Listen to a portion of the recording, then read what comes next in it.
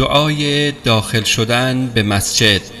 أعوذ بالله العظيم وبوجهه الكريم وسلطانه القديم من الشيطان الرجيم. بسم الله والصلاة والسلام على رسول الله. اللهم افتح لي أبواب رحمتك.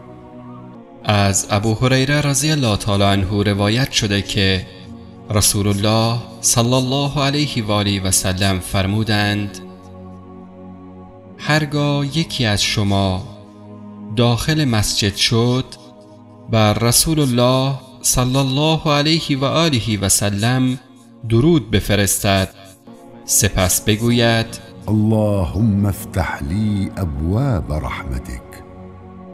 و در روایت سرور زنان دو جهان فاطمه زهرا رضی الله تعالی عنها چنین آمده است: بارالها گناهان مرا بیامرز و درهای رحمت خود را بر من بگشای.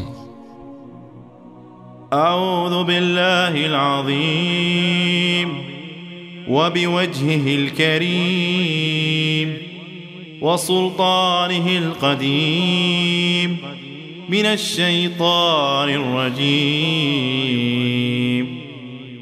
بسم الله والصلاة والسلام على رسول الله.